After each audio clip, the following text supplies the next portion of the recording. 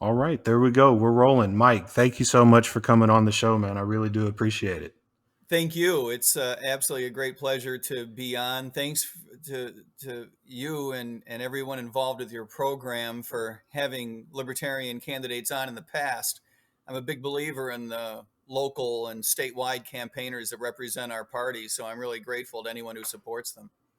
Oh, absolutely, man. And I love talking to libertarian candidates like we were talking about before. And like I said, I mean, there's not much better than getting a presidential candidate on. So I'm just really glad you made the time to come on. Now, what does a presidential campaign look like in these early stages? Has it gotten real crazy yet, or are you able to just kind of relax and take it easy for the moment? No, it's crazy from the get-go. It's a competitive situation inside the party for the next 18 months. Our party will choose a nominee in May of 2024. While I do expect that it will be me, there are others who might argue with me about that, right? Um, Right. there are others who will be hopeful of earning the party's nomination. I believe some of those folks to be really well qualified individuals. So I'm excited to participate in the process with them. But because it is competitive, folks are busy already. I'm relatively early compared to others, but others will be coming in over the next few months. Yeah, and what does your day to day for the campaign look like this early in the process? I'm curious to know. There's a couple of activities that take up most of my time, for example. One is just the blocking and tackling of making contact with folks like you, whether it's a podcast or a website, a blog, someone in print. It's managing the social media aspects of it, as you might expect. We have a Twitter following, a Facebook following, Instagram. We manage an email communication list. We have 3 different websites that are up. So there's a lot of, just like I say, nuts and bolts that have to be tended to. The other big activity that's going on in a heavy way last week, this week, and next week is team building. Mm. We have approximately 20 advisors on our team at this point, and we have besides myself, I'm full time in this project, as you might imagine. We have someone else who's a paid employee of the campaign, and we are onboarding 2 more people to work on the campaign over the next few days, or certainly over the next week or so. And then we're going to be onboarding a couple more people after that. So just the team building aspect of it alone is very, very important. It has to be managed just right. So that takes up a lot of my focus this week and next week. Oh, I imagine it does, and I imagine it's pretty helpful to have. You said you 20 something advisors helping you out. No, How? it's awful. Anyone who wants to do this in the future, my strong advice is to have no advisors whatsoever. I think I think limit it to your spouse and maybe your mother. Uh, 0 is the right number. I hope they're all listening. They're just terrible people. They are all headstrong. They're all libertarian. They all have their own opinion. And they're worse, and you'll appreciate this, worse, they're diversified. We've got men, we've got women, we've got old, we've got young. We've got people in the Mises caucus. We have people who are not in the Mises caucus. We have people recent to the libertarian movement. We have people who have been in the libertarian movement for decades. We have a past chairman of the party. We've got people who are heavy hitter donors and people who just stick their finger in the water. And all of them have figured out they're smarter than I am and have no problem telling me so on a weekly basis. It's just awful. I recommend getting rid of all advisors, but it's too late for me. Oh man, that's funny. Well, how did you come in contact with all these terrible people? Are they people you've worked with in the past? Had recommended to you? What? Oh yeah, absolutely a hodgepodge. I ran for Congress last year in a special election in Broward County, Florida, which is a weird experience. because it's one of the bluest, most democratic districts in the United States, Oh and yeah.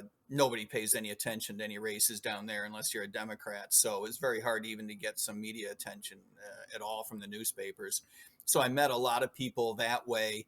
The Libertarian Party of Florida is quite strong, and the Libertarian Party of Broward County in particular is very strong. So I met a lot of people that way, a lot of people who appreciated the campaign and the hard work that we did, came out of the woodwork to help, to advise.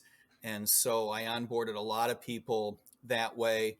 And then recently moved to Virginia. I moved from Florida to Virginia earlier this year, and met some people up here. So we have people on our team from Virginia and Delaware and New York and North Carolina, as well as the old Florida crew. So it's, people from lots of different places. Really, the only thing that they have in common, they have two things in common. One is that they're libertarian, Mhm. and the other is they darn well know that they're smarter than I am, and so they're full of great advice. And the truth of the matter is that they make me a much, much better candidate. Um, but getting better is not always as much fun as they say in the brochure, right? Right. Uh, you know, I have grown a lot in my libertarianism over the past, say, 3 years. And we have a platform now that I believe in a great deal. And I have enjoyed sharing it already the past few months, and look forward to sharing it over the next 18 months with everybody in the party. God, 18 months. 18 months of campaigning. That is 18 months of campaigning inside the party. yeah, And yeah. then we have 6 months of campaigning to the rest of America. Oh my goodness. Well, So I'm glad you're doing it and not me. I'll it's tell you not for that the right faint now. of heart. No, I am not happy about that at all. I mean, I'm happy that part of it is me, but the part about it not being you, we are going to change in the future. You I- you are gonna run for office in the future. I know that you think I'm lying about that, but it is absolutely the truth. Someday you're going to run for office. I'm going to help you, by the way, which is also weird. And you are going to hate every minute of it, and then you're going to love it, and you're going to realize what I tell everyone who gives it any consideration whatsoever: there is no higher calling in the libertarian movement, in the liberty movement, Mhm. than campaigning for office, sharing the message, getting the word out with absolutely no expectation of personal financial gain or even self-aggrandizement. You do it for the cause. You do it because it's the right thing to do. And I see this in your future. We'll see. I don't know. I'm not as convinced as you are, but time will tell. Who It'll give knows? us something to argue about in the future. Yeah, yeah. Well, and obviously I don't have to tell you this, but like the race for 2024 is already heated up. I'm not surprised that you're already in the thick of things, and things are crazy. Which it's wild. We haven't even left 2022 yet, and 2024 is already just right here. Yeah. And you're running for president in a time too where I think even more so than 2016, voters are desperate for another option. They're looking at Biden on the left, and Yeah. they're looking at Trump on the right, maybe DeSantis on the right. Although Yep. I don't know about that. Maybe we'll see. Yeah. Um, but Yeah. how did we get to this point where those are the two best options that the two mainstream parties can come up with? I mean, how did I, we find ourselves in this situation, Mike? I'm trying to figure it out. yeah. Well, yeah, I have figured it out. I have solved all the world's problems, and I have written it down here. So There we it'll only go. take me a few moments to explain it, of course.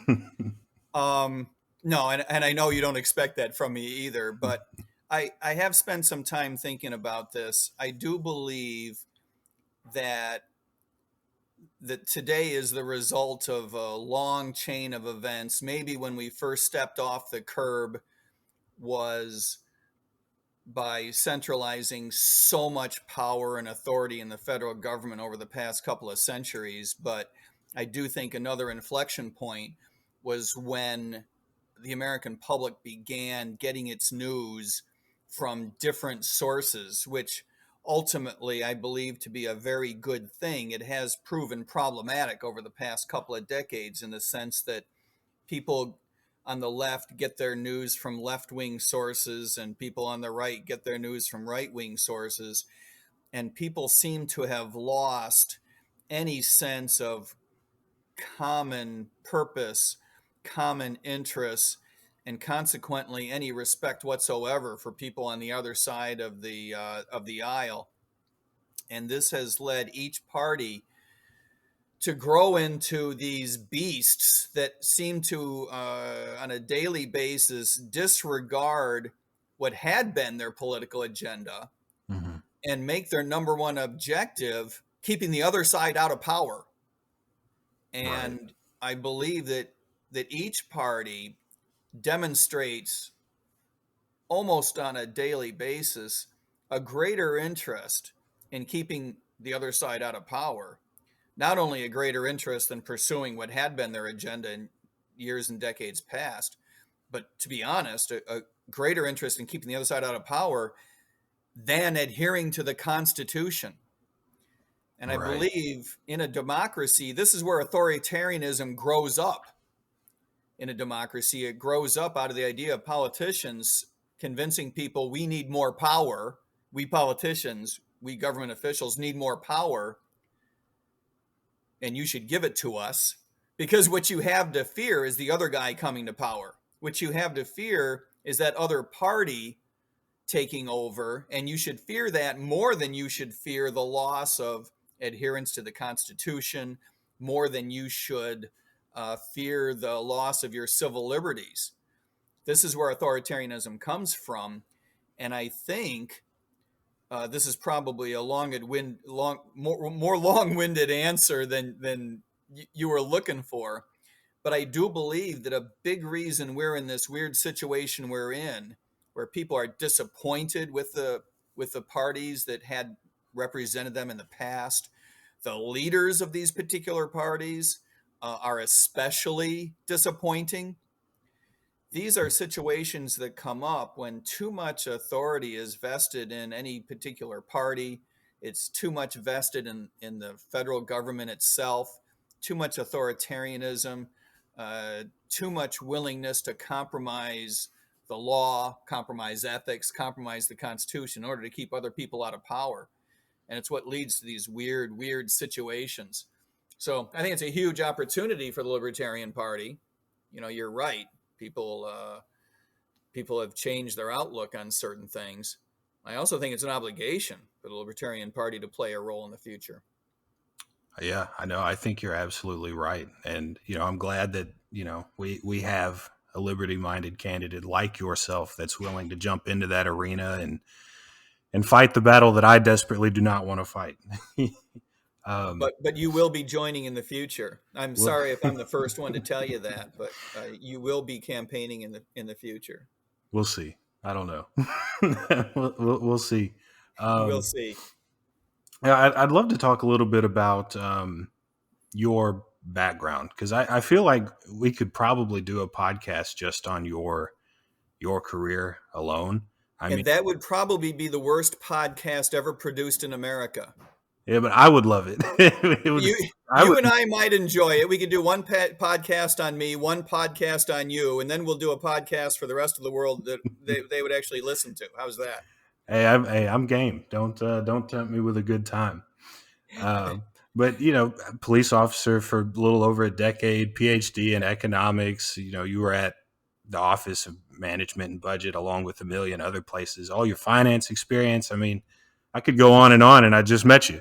I mean, could you walk me through your professional background just a bit? Tell me a I'll little give bit you about that. the 2 minute version. Yeah, it's not a coincidence that I have gray hair, even from the standpoint of the passage of time or the passage of one crisis after another.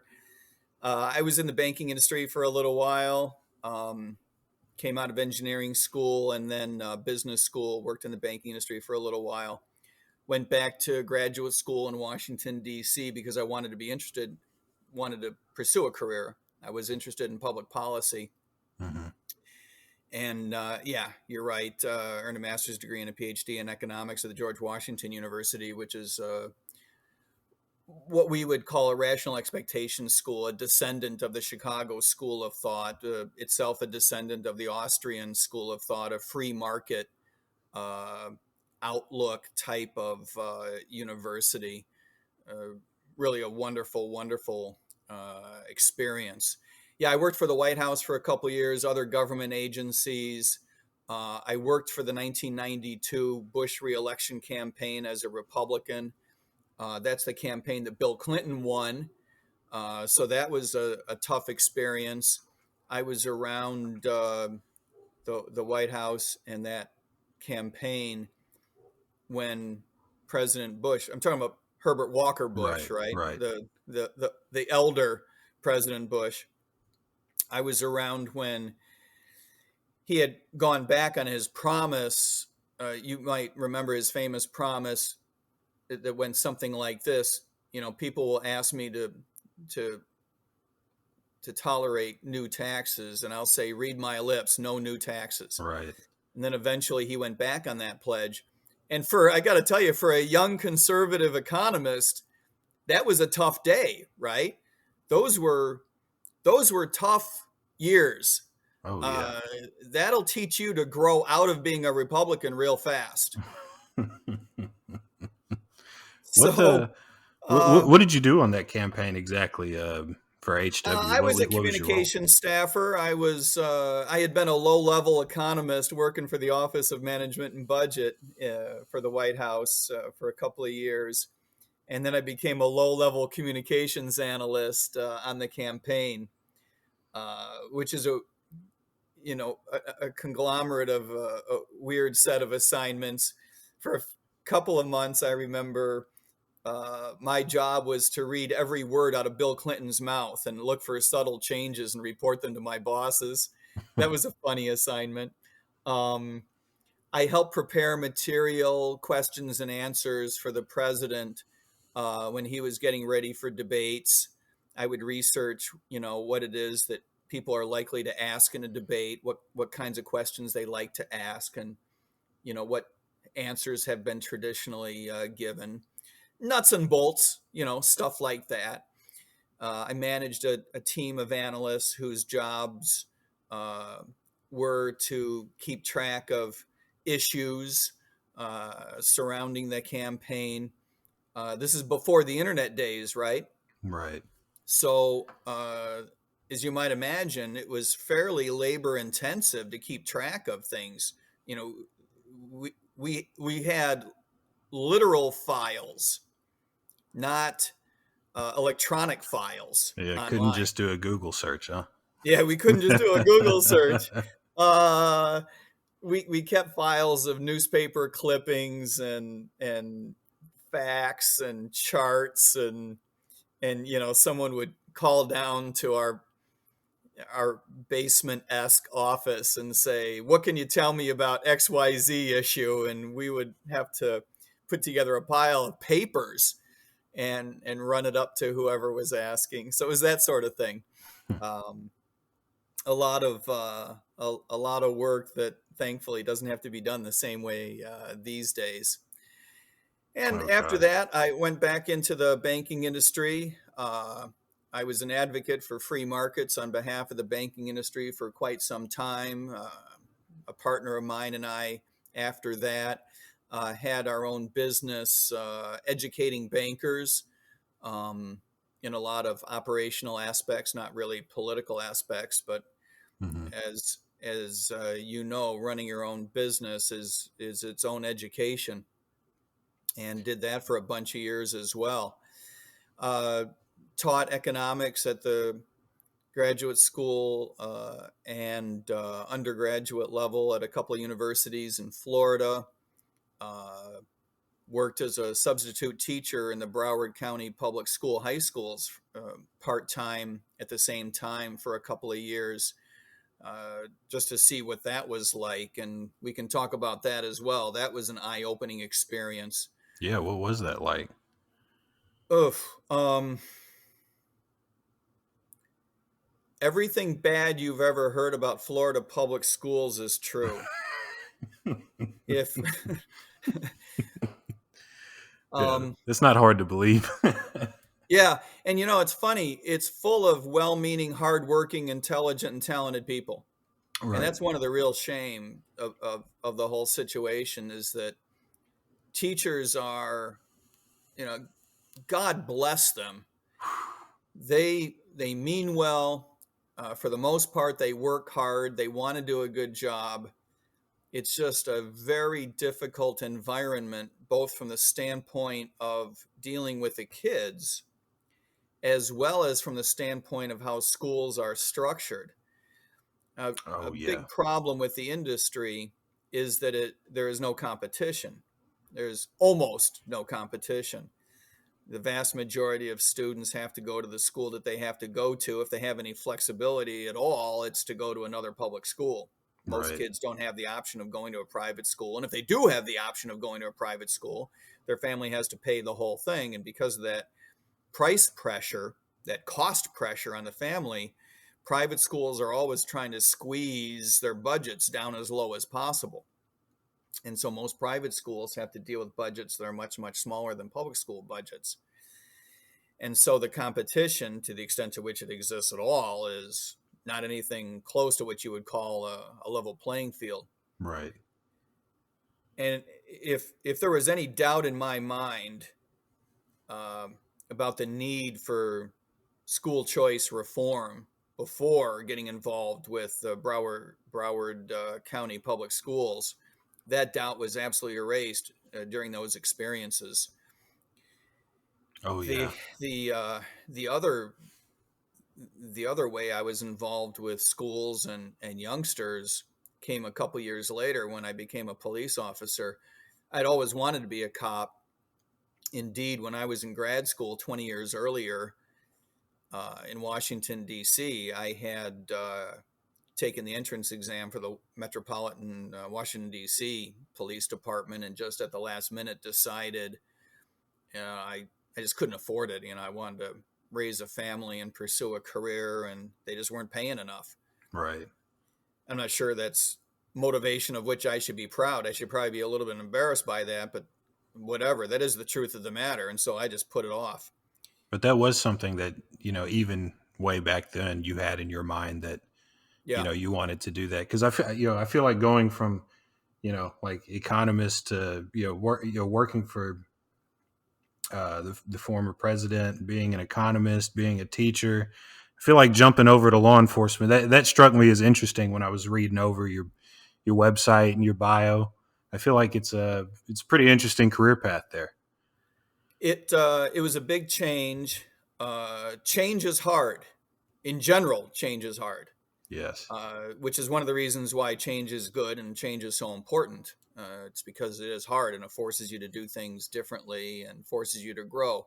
Having said that, this particular change was large, and I turned 49 in the police academy. Oh We wow. we figured out that more than 50% of my class had at least one parent younger than I was. And a weird stat, huh? Yeah. Um, in some respects, being a 49-year-old recruit is hard. Uh, thank God I was in good physical condition, but it is a cultural change, right? Oh yeah. On the other hand, being a 50 to 60-year-old, I did it for 11 and a half years. I did it from the ages of 49 to 60.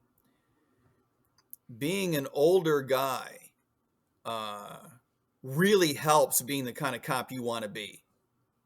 Right. The police culture will take over your brain. There are aspects about that are good and aspects about that are bad. And you have to really be well grounded on your own 2 feet to be the kind of cop you want to be rather than just going with the flow, right? Right. Like I say, sometimes going with the flow is not bad, but there are other instances in which I think I wish more cops were ready to stand on their own 2 feet and resist some of the temptations that are out there.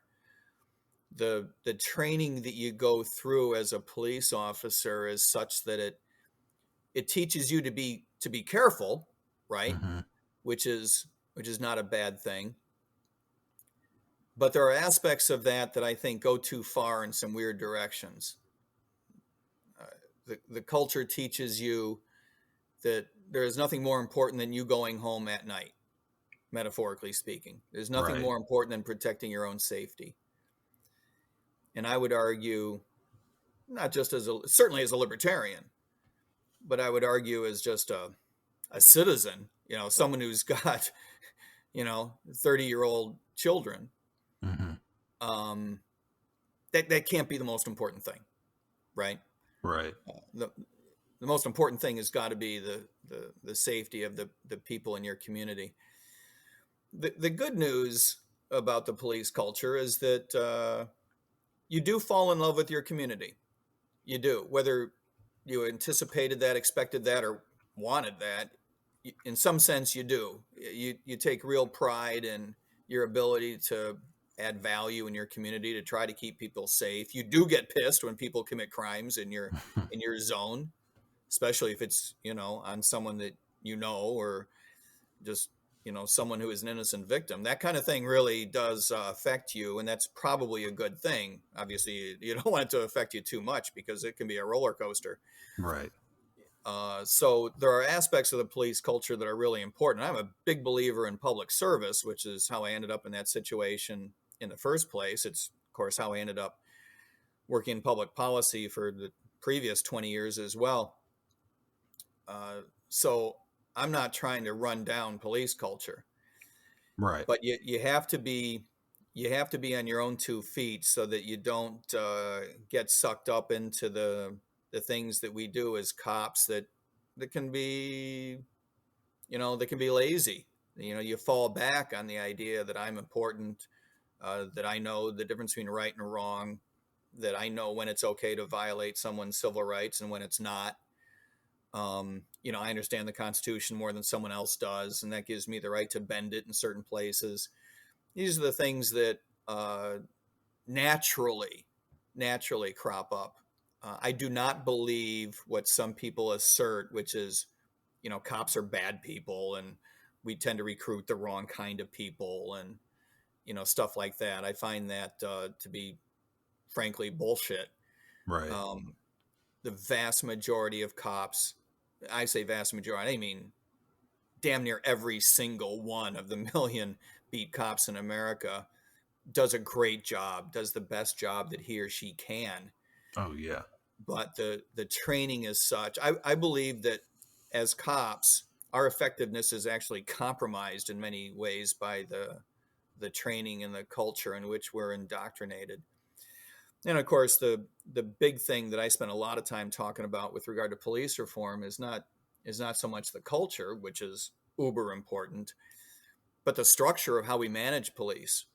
Mm. I believe that we need to sunset this federal doctrine of qualified immunity and replace it with an environment in which police are held more accountable, and require police officers to carry third-party liability insurance like a doctor does, for example. Right. When a doctor makes a mistake, we don't say, well, he didn't mean to cut off the wrong finger. Suck it up, buttercup. Right. Yeah. And Thank God we don't do that with. thank God we don't do that. And right. There has to be not only some accountability, but look, the idea that you wouldn't have an opportunity to pursue redress in this country, I find un-American. Right. You know, almost every single case in which a cop does something wrong, it's a mistake. We're not talking about, criminal behavior. Obviously, if there's something criminal, there's no protection now, and there shouldn't be. We need to prosecute crimes committed by police officers just as earnestly as crimes committed by anybody, or arguably more earnestly, right? Because there's a violation of faith there. Right. But in too many cases, the deference given to police officers, not merely in cases where qualified immunity applies, but in cases more generally beyond qualified immunity, there's an air of deference accorded police officers that goes overboard. And I appreciate the fact that police officers are probably always going to receive some deference in a court environment. I get that. Some of that's going to be a little bit natural. Mm-hmm. But it's overboard. It's way too much. So I think that we need an environment in which police officers are carrying liability insurance. That way, when honest mistakes, screw-ups are made, there can be compensation there. And police officers that are, in the habit of being screw-ups are going to get priced out of the market by their insurance premium. Right. And this is so important because right now unions protect police officers too much from the accountability that I believe the industry needs. And while a union might be in the business of protecting a police officer, and as a libertarian, I'm a big believer that everyone has First Amendment right to free association. I'm not trying to run down unions. Mm-hmm. The problem is they do too good a job, and the politicians do a crappy job of negotiating with them.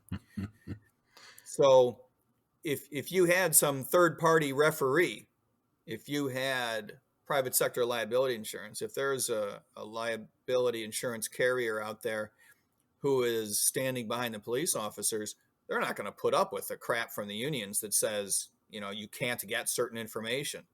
Right. The answer is going to be, look, if you people want insurance, we're going to need all the information there is in the world. Everything from training records to academy records, past performance, past case issues, all kinds of things. And by the way, we're going to want to interview every one of these cops. So, there's going to be an ability to hold people accountable and an ability to understand in a greater fullness each individual case if there's someone involved that can pierce the veil that is put in front of the public by the police unions. So I'm a big believer in moving in that direction. The first step is to get rid of qualified immunity. Mm-hmm. Now, when did you first think about running for public office? Because you mentioned it earlier. You ran in that the special election for Congress there. Yeah. In Florida. Is that something that was always kind of like being a police officer, that was always No. kind of in the back of your head, or was that no? No. A year and a half ago, our congressman in the area, Alcee Hastings, a longtime beloved Democrat, he himself had problems with past court issues that we don't need to go into. Mm-hmm. He passed away in office, and all of a sudden there was this special election. And in the Libertarian Party of Broward County, we thought this would be an opportunity to get our word out, our message distributed, if we participated in this election.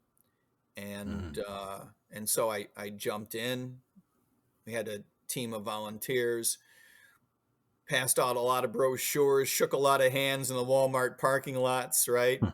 A lot of door-to-door activity, just retail blocking and tackling, getting to know the Palm Beach Post and the Sun Sentinel in Dade County.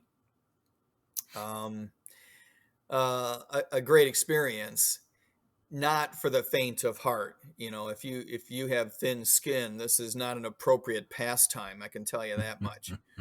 People in Broward and Palm Beach counties had never even heard of libertarianism, had never heard of the Libertarian Party, and didn't have much interest. So it was a lot of hard work to get our message out. A rewarding experience, but not for those of thin skin. Oh, I can imagine it's not. Yeah. So that wrapped up in January of this year. That was actually a long campaign from April to January because Governor DeSantis put off the election so long. And it gave us a chance to realize that the brand of the Libertarian Party has almost no value in it whatsoever. Mm, You could probably get as many votes in many local races running as an independent as you would as a Libertarian. right. Yeah, no, I I could believe, definitely see that. yeah, I believe that in part that's a failure of our past national campaigns. You know, one of the things that a presidential campaign has to do is build the brand value of the party so that when statewide and local candidates run thereafter, they're running in an environment in which someone has come before you to introduce the ideas of liberty to your constituents. When I was Yeah. running for Congress in South Florida, I was teaching people how to spell libertarian, right? I mean, it was, you really had to start from ground zero. Oh man. And so part of the reason I jumped into this campaign is because I want to lead the party's nomination process in a direction that says what really matters is getting our message out in a very credible way, and at the same time, a very bold way that differentiates us hard from the other parties in a way that people will remember. We can't be out there defining ourselves in terms of the other parties. We have to draw real clear distinctions so that people remember us, so that they know what libertarianism means, they know what the Libertarian Party stands for at the very least, and in this way build the ID and the value of the party brand so that those who come after us will be able to be more productive. Yeah. And do you think the Libertarian Party now is doing a better job of doing that than they were in the past? I haven't been involved with like the Libertarian Party for very long, so I'm unfamiliar with how the party was being led like Yeah, prior to 2020 or so. And of course they just had the big leadership election yeah. not that long ago. You think the National Party's doing a better job now, or? I think that I believe that the heart of the leadership of the Libertarian Party is in the right place. Mm-hmm. I believe that the leadership of the Libertarian Party understands the conversation you and I are having. They understand the need to brand ourselves in a very differentiated way. They understand how important that is. They understand the importance of local elections and statewide elections. And I'm hoping that they understand the role of the national campaign in that process. Right. Over the next 18 months, I'm going to be making that case. So anyone who hasn't heard that and is not on board with that idea, they will be over the next 18 months, I can guarantee. Oh yeah, yeah. You're Yeah. definitely gonna let them know. And that's what I believe is really important about a national campaign is branding the party, branding our ideas, keep giving people an opportunity to understand what our ideas are and vote for something rather than just voting against the other parties. I mean, it's okay if you vote Libertarian just because you want to send a protest signal. That's okay, right? But what we really want is for people to know for whom they're voting, why it's important, because that's where brand value comes from. So to do that, you've got to run a very professional campaign. You have to focus on policy. You can't just focus on why the Republican Party stinks and why the Democratic Party stinks. As Right. easy as that might be, you have to focus on more than that. And you have to have a credible candidate. Someone doesn't necessarily have to be me, but I do believe it has to be someone who has dedicated a career to public service, who's been Right. involved in public service, who believes in it. I don't think it's the right approach to say all government sucks, all government employees suck, public policy in the United States sucks, and I want to be president. That is a tough sell for people. Right. notwithstanding how much of that is true. There is Very there is some true. there is some truth to all of that. Yeah. But I think the better sell is that we can do better. That there are people involved who want to do the right thing, who don't know what the right thing is. That the philosophies pursued by the parties have come so far from the Constitution as to be counterproductive and not even in the American public's interest. Right. By replacing some of those ideologies, we can make the world a better place and make the lives of American constituents better. Yeah. And, much like your extensive, professional experience, I feel like, how much the two mainstream parties we have suck. I feel like we could also do an entire podcast just trashing them if we wanted to. Again, not something I'm opposed to, but just, I do want to talk about some of these ideas you're talking about, some of these policies that Sure. you're putting forward in your campaign. And I think anyone who follows you on Twitter like I do and would highly recommend, or goes to your website, is going to notice that you talk a lot about the Gold New Deal. Yeah. And I want to get to that, of course, but I think we maybe need to establish a little context. Yep. There's an essay on your website that I'd recommend everyone read, titled "An Open Relationship is a Better Option Than a National Divorce." And the idea of a national divorce, like you mentioned in that article, has been the subject of debate in libertarian circles pretty prominently for the past few months or so. Sure. Some people are for it, some people are against it, but I feel like voters who are outside of that libertarian circle might not even understand what's being talked about. Yeah. So could you maybe explain what a Sure. national divorce is? What exactly would that entail?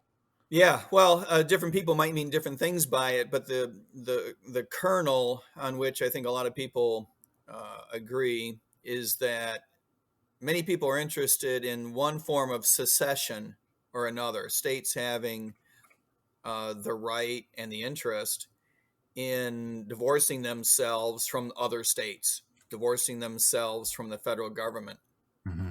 and pursuing their own political futures. Mm-hmm. And I think this comes from a frustration with our federal government. It comes having too much power. It comes from a frustration of not appreciating how other Americans feel about certain things, right? Mm-hmm. Democrats don't want to be in the same country as Republicans and vice versa. Right. However, having said that, I don't believe that secession solves these problems. For example, if I don't remember the example I cited in that essay, but I grew up in Illinois, so it's an example that comes to my mind readily. Anyone who spent a lot of time in Illinois knows that that's already two different states. Chicago and downstate Illinois are as different as New York City and Albany, New York. Oh yeah, two completely different places. They're just two completely different places. So, just to pick the Illinois example, if Illinois were to secede from the rest of the union, it's not going to solve the problem of Republicans and Democrats being mad at each other. No. So, I don't think that secession solves all these problems. The Libertarian Party of Florida last year voted, or I should say earlier this year, voted for secession. And I do not mean that they voted with the idea in mind of making the statement, Florida has the right to secede. They were voting because they thought it was a good idea. Right. They were voting that they wish Florida would secede. Yeah. Texas Republicans did something similar. They put it in their platform that Yeah. they're going to hold a referendum on whether Texas should Yep. leave the union, I believe, next year. So It's a big deal. I believe that not only does it not solve some of our problems, I believe that it's also a political non-starter in the sense that the vast majority of Americans don't want to live in a different country than the United States, Right. which is, at the end of the day, what we're talking about. Your state wouldn't be part of the United States anymore. Most Americans don't want that. And when I say most, I mean almost all of them Yeah, don't the want the that. When vast majority. Exactly. When people say secession is not a bad idea, they mean you leaving is not a bad idea. They don't mean we leaving, right? Right. Um, so the other part that should be said is that I am not convinced that there is just zero value left in the federal government. Right. On balance, it may be a big red negative, but that doesn't mean that there's no value there to be had. I think the Mhm. vast majority of Americans, for example, would say national defense is something that is more efficient with the states hanging together. Now, Mm. having said that, there may be very little beyond national defense that gives anyone a reason to continue participating with the federal government. Right. And so my idea is, and by the way, the fundamental idea behind the Gold New Deal is that we need a very different relationship between us and our government, which is why we're calling it the Gold New Deal. The New Deal in the 1930s being a real fundamental change in the relationship between individuals and the federal government, as well as between states and the federal government. Right. So we're kind of poking it in the eye of the New Dealers from 1930s to say the Gold New Deal. We're also making fun of the Green New Deal, which is an equally aspirational phenomenon. It's just more moronic than even the original New Deal. Oh yeah. So we're trying to make fun of both of those a little bit. But I like having it. I'm said, a fan. I think you're doing ah, a good well, job with it. bless your heart. So we're we're suggesting we need a very different relationship with the government. And so my idea is, and Gold New Deal is a 10 10-point platform, so don't let me make it sound like everything is completely simplistic, but Mhm. the fundamental the big flagship idea is to give states the right to opt out of federal supremacy so that the world will look a lot more like the founders had intended when when they wrote the 10th Amendment. Alternatively, we could just pass the 10th Amendment over again and say, now we really mean it. um, but I don't think people would go for that. So what I'm Right. suggesting is give states an option. It would require a constitutional amendment that would give states an option to say, uh, we're going to opt out of federal supremacy going forward. So from now on, when there's federal law, even court cases, executive orders that conflict with state law, Mhm. we can resolve that unilaterally in our own courts. We can pass state law that says that, we're taking a pass on that. Right. And to the extent to which there's conflicts already, we can unilaterally nullify federal law, federal court orders, federal executive orders.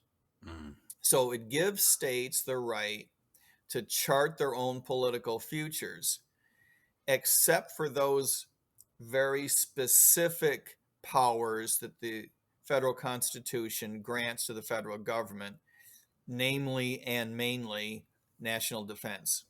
Right. And so you would remain in the Union. Anyone taking us up on this option that we are suggesting be offered, you would remain in the Union, but your relationship would be very, very different.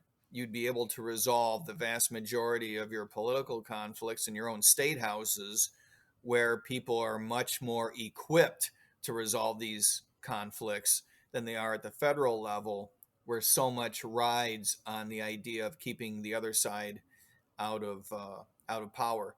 some of those problems exist in state houses as well, but state houses Right. work much more effectively than the U.S. Congress does. So that's the flagship idea.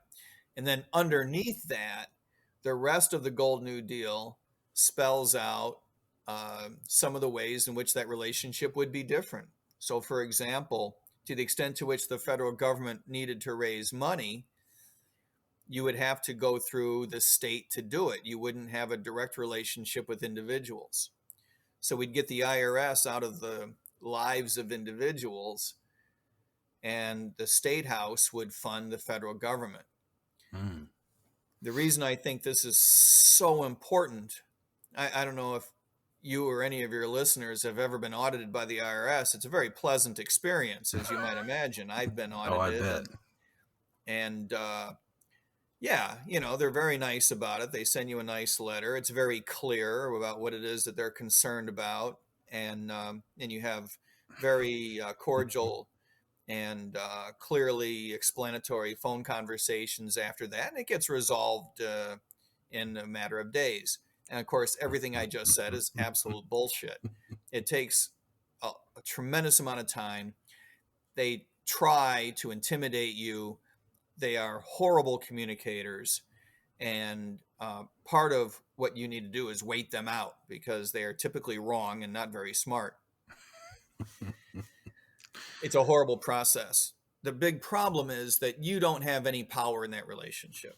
Right. The IRS is a ridiculously powerful law enforcement agency with broad powers. They have their own court system in which they are granted enormous deference, and you do not want to be in that situation. On the other hand, states have a very different relationship with the federal government and would be in a much better place to negotiate on behalf of their constituents. And that's the relationship that you want. The federal government wants a direct relationship with individuals because they can intimidate you into paying. Oh, yeah. It's a horrible, horrible situation in my view. So the perfect situation, ultimately, what we want to get to is for a state to have the option of saying, we will fund you. You will send us a bill. Talking to the federal government, you will send us a bill once a year for our share of national defense, and that's it. And, the rest of your interests, none of our business. You can go pound sand. We're not funding the rest of it. That's the ultimate goal. That's the relationship that we want to get to, and is much more like what the founding fathers intended than this monstrosity that has been developed over the past couple of 100 years. Oh, yeah. And, accomplishing something like that is going to be a hell of a task. I mean, we were talking about just, how crazy your presidential campaign is going to be, but like having to pass a constitutional amendment to get, the Gold New Deal in effect. I mean, that's a whole, that's a whole separate battle you're going to have to fight there. It's a whole separate battle. It's a big deal. We'll see how the next couple of years go, and then we'll see how the next couple of years go after that, right? I do believe that in the next 2, 6, 10 years, 14, I would say in the next 10, 14, certainly in the next 18 years, we will elect a president who is either a capital L libertarian or at the very least a lowercase l libertarian. I believe that will happen. I do not, that does not mean I'm very optimistic about the way this is going to play out. I believe that the reason we have such an opportunity, and indeed such an obligation, to participate in this process is because things are going so badly and likely to get much worse before they get better. And as things get worse, it'll develop certain opportunities for us that don't yet exist. And that's why I believe that will happen. But I'm not trying to paint a rosy and very optimistic picture. I'm saying that things are going to get so bad that eventually we will have a libertarian resurgence that is starting now. Yeah, one thing that I've learned from talking to as many libertarian candidates as I have is that they are not optimists. They they often do paint a pretty pretty depressing picture of what's to come, and rightfully so. Yeah. Um, Yeah, it's rough. I mean, we can be optimistic about eventually playing an important role. And of course, you have to be a bit of an optimist to be running, to be engaged, to believe that you can make a difference, even to believe that you can get your message out, to believe that people are listening, to right. know that your ideas are what can actually make America a better place. All of that requires some optimism, but you have to appreciate the fact that a lot of our opportunity grows out of the fact that certainly at the federal level, and I would argue at lower levels as well, the way government works in this country is not the way it was intended, and no longer largely in the public interest. Right. Have you I know it's early in the campaign and everything like that, but have you had the opportunity to talk to like voters about the Gold New Deal? Or I'm real curious to see what the response has been like from people that you've talked to, Yeah. about what you're proposing. Yes, as a matter of fact, we have, you know, gone out of our way to reach some people who are outside of the Libertarian Party. Um, and I can tell you that there is a lot of explanatory work to be done in this arena. Hmm. I believe that it's very likely the only way we can succeed in this is through political campaigning.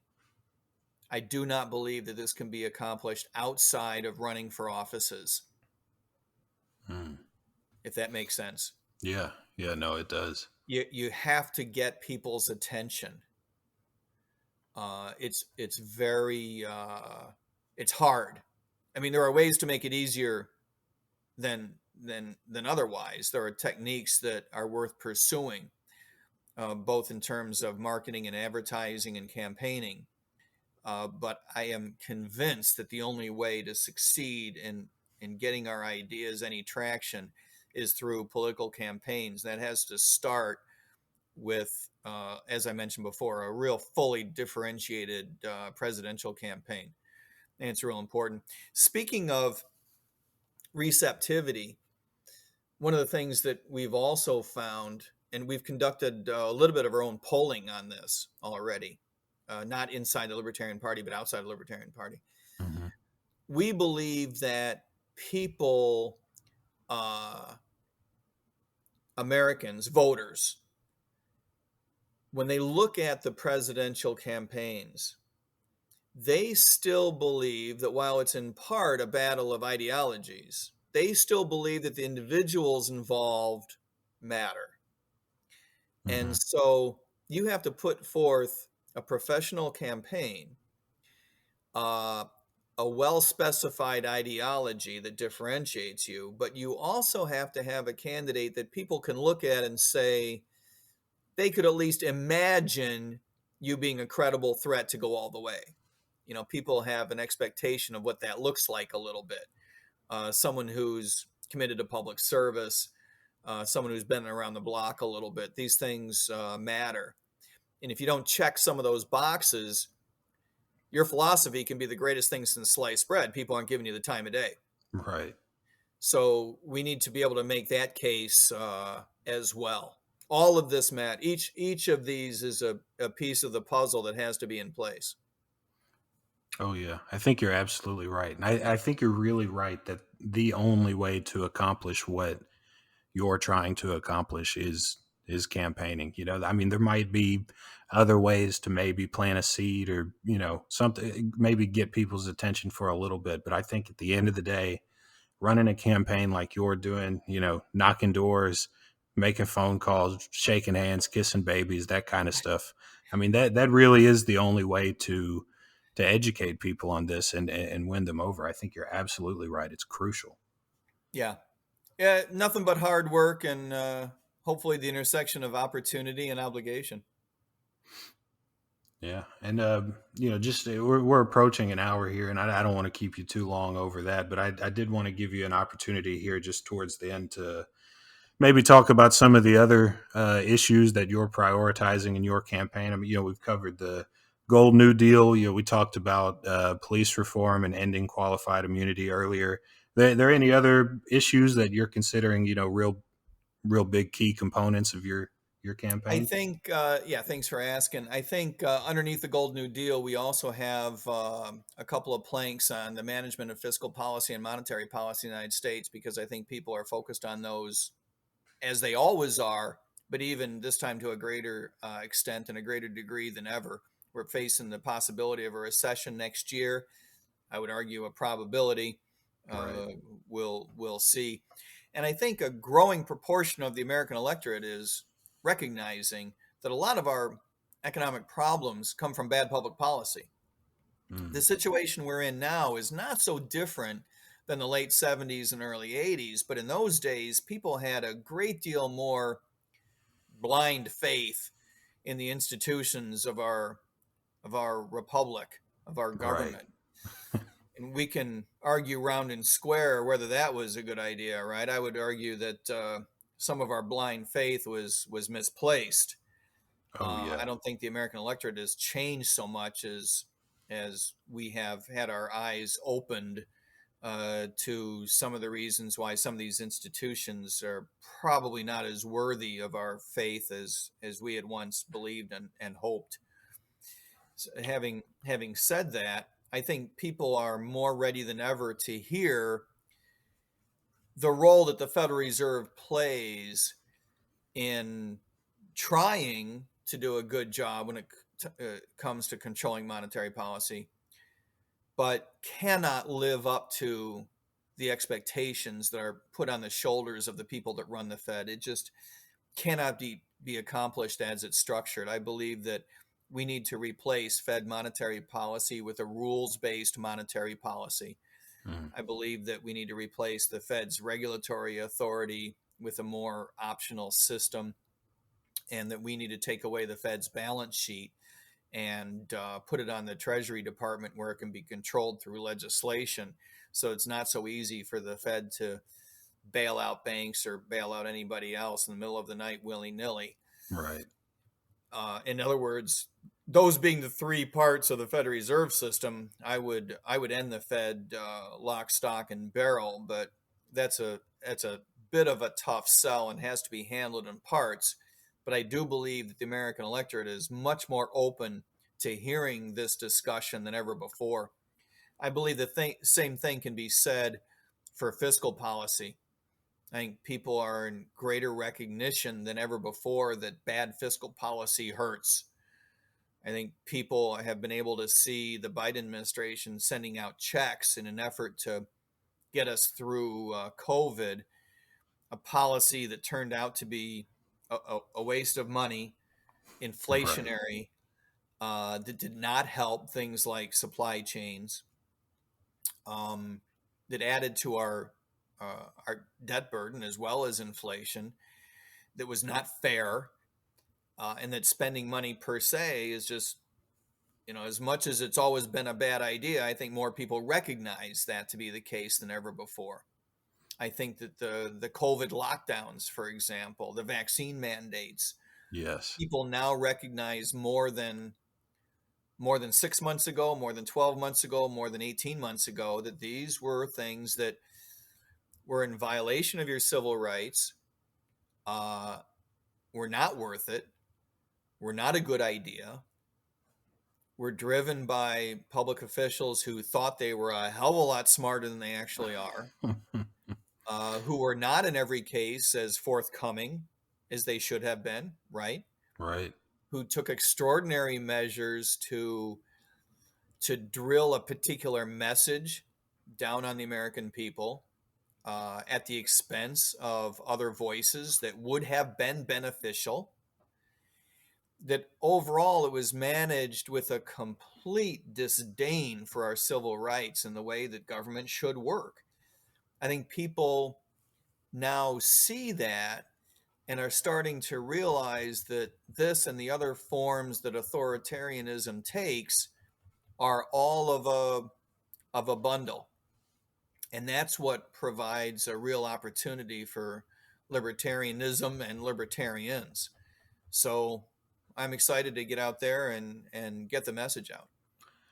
Oh yeah. No, I think you're right. And just speaking of COVID, that blind faith that Americans used to have in their institutions and everything like that. I think post COVID, that shit's out the window. Like whatever remaining Yeah. blind faith people had in those Yeah. institutions, that is for a lot of people, most people, that is gone. I think that is completely gone. And that's a good thing.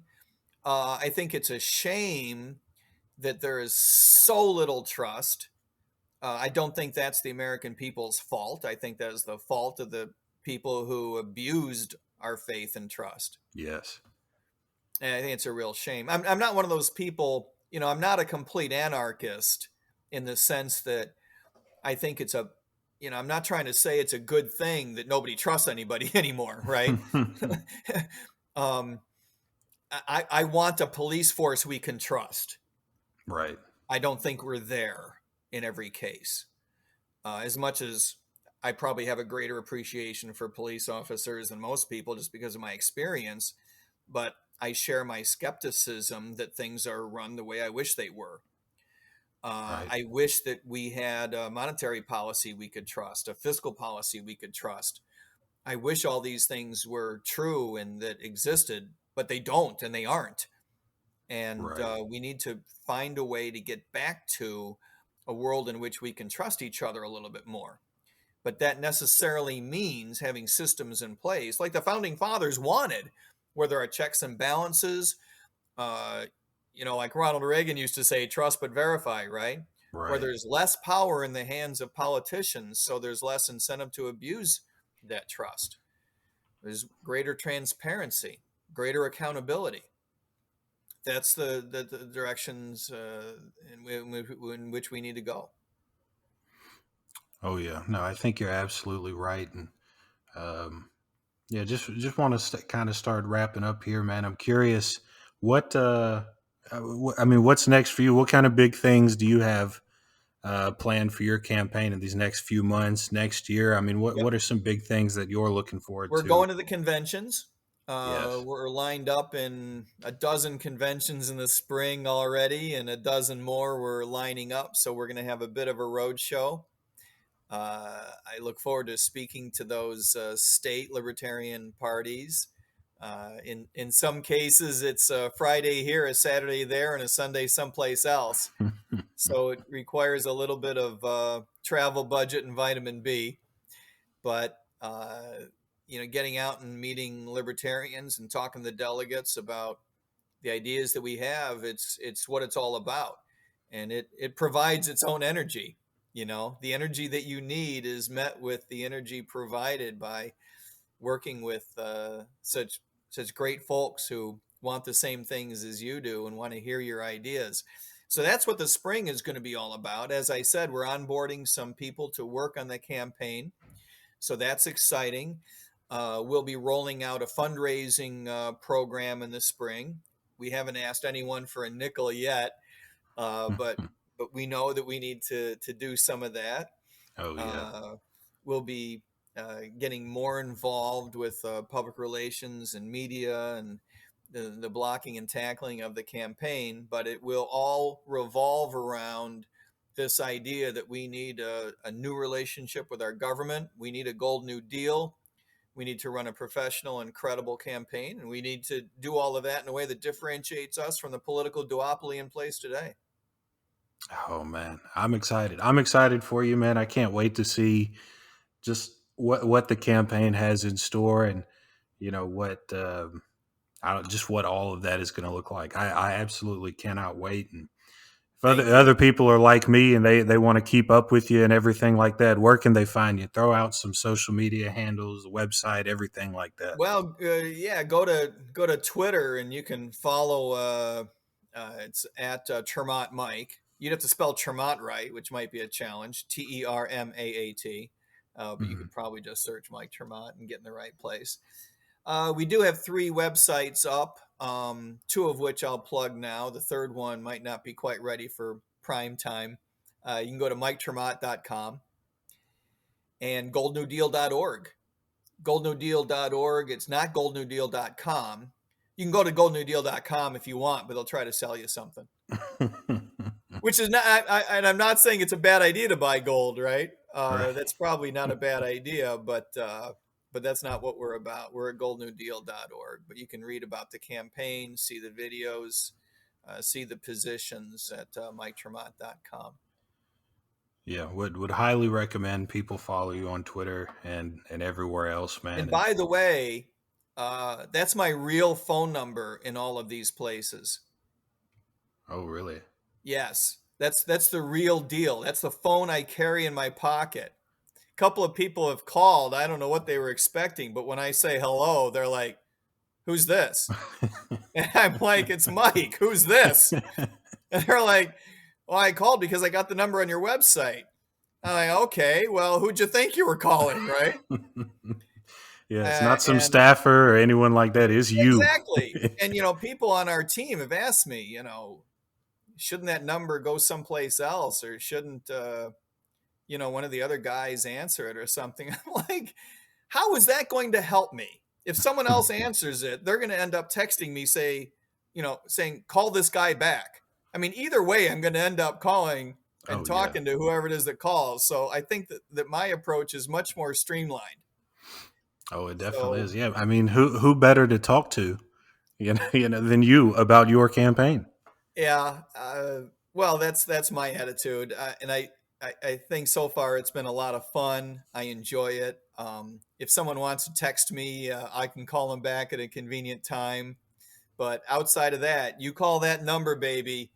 You're talking to the real deal. So if you hate my guts, have your insult ready to go, and if you have a question, be ready to ask it because I'm answering.